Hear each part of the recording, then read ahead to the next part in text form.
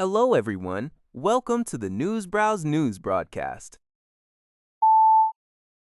According to CNBC, German autonomous defense startup Quantum Systems has raised $1.2 billion in a Series D funding round, propelling its post-money valuation to approximately $8 billion. The round was co-led by Blackstone, Noteus, Airbus, and Advent, with participation from major investors including Fidelity, Balderton, and HV Capital.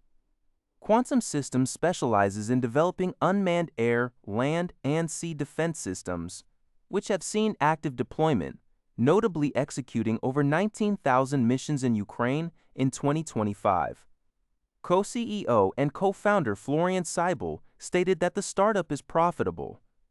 The newly acquired capital will be used to scale production capacity, fortify supply chain resilience, expand distribution across allied markets, and advance investments in software and artificial intelligence capabilities.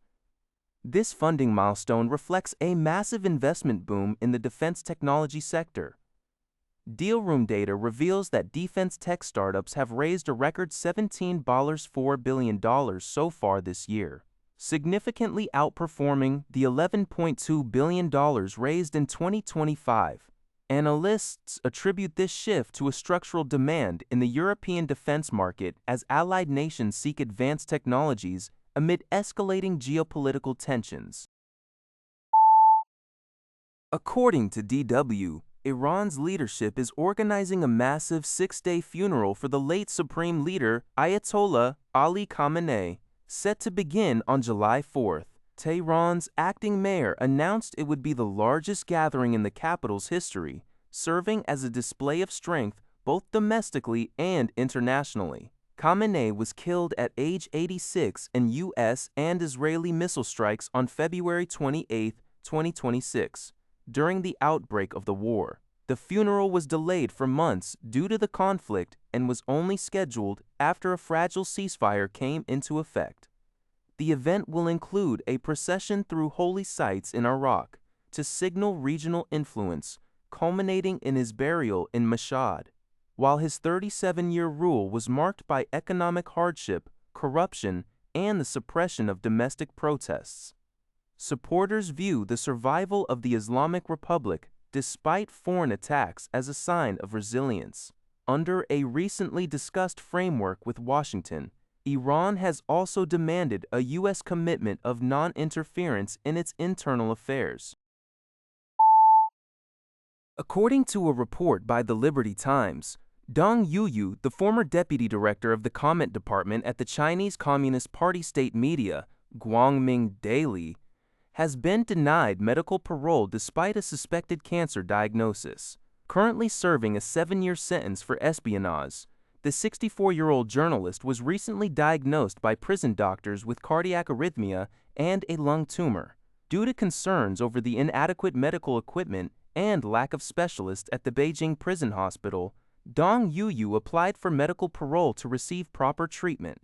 However, his son, Dong Yufu, revealed that prison authorities rejected the application.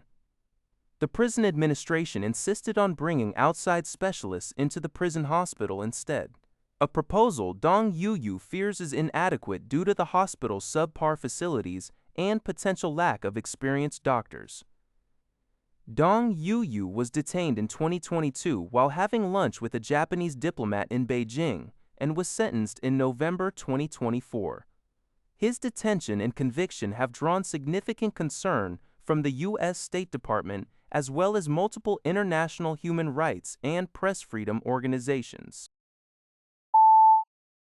According to DW, the European Union has ended a long-standing customs duty exemption for low-value imports under €150, $100 and $150, minus primarily targeting cheap parcels shipped from Chinese e-commerce giants such as Temu, Shein, and AliExpress. The EU has introduced a temporary 3-flat rate levy on these parcels to combat unfair competition and prevent products that do not meet European safety standards from entering the market. Despite rising trade tensions and European concerns over a massive trade deficit with China, which reached $359.8 billion in 2025.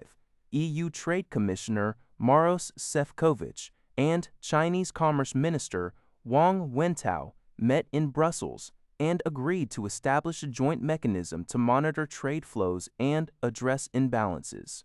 Additionally, progress was made regarding critical raw materials.